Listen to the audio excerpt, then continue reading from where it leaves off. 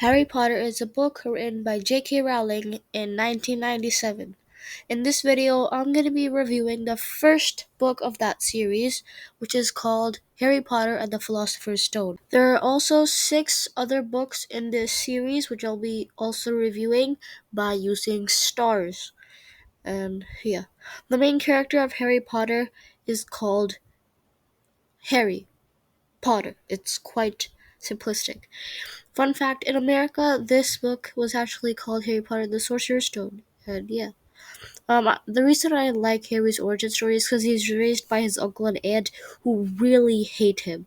Sometimes people associate this with Star Wars. The main character is also raised by his uncle and aunt, but Harry experiences lots of hate. He lives in a closet because his aunt and uncle didn't give him a room.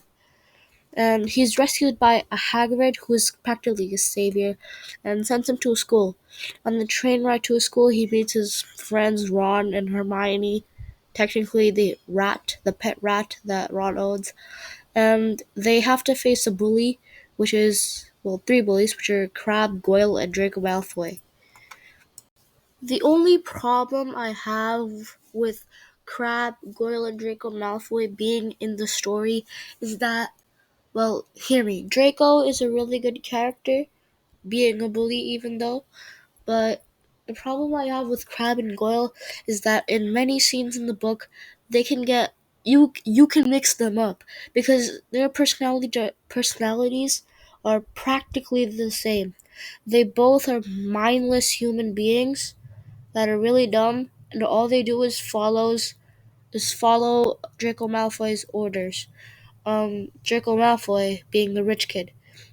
Um, Also, they're cowards, which is another thing that makes them practically the same.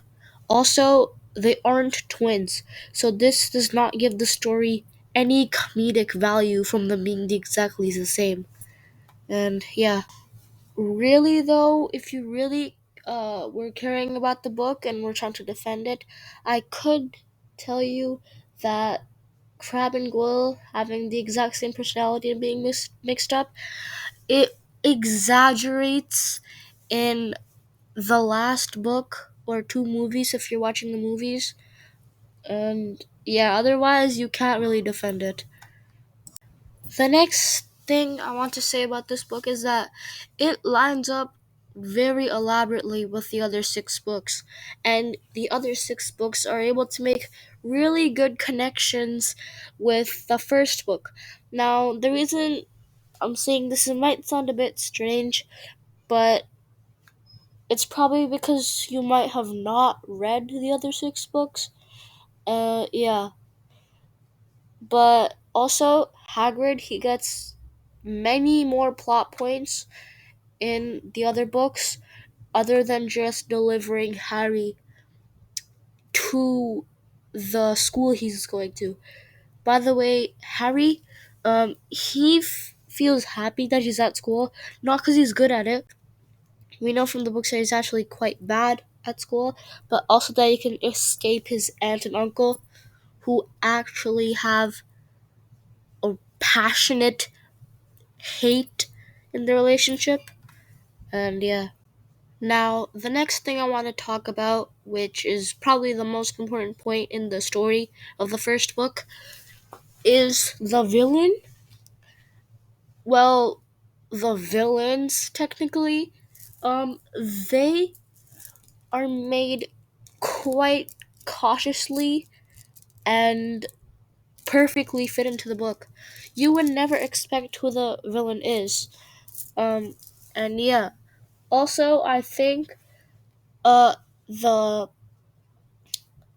the main goal of the villain, it could have been slightly more um say harshened or intensified. Maybe give him some bigger dreams. But yeah, and also I think that the way he returns in the next book, in the next books, I mean, I think it's done well.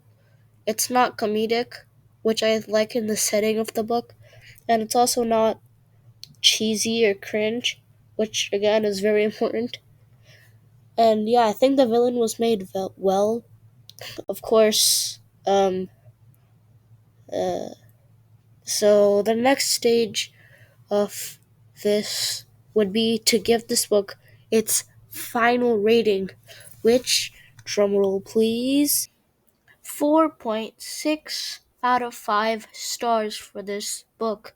Now, if you want to see me do more of these type of videos, I am going to be reviewing all the other 6 of the Harry Potter books. And yeah, so if you like this type of content, make sure to like, share, and subscribe, and support the channel. See ya.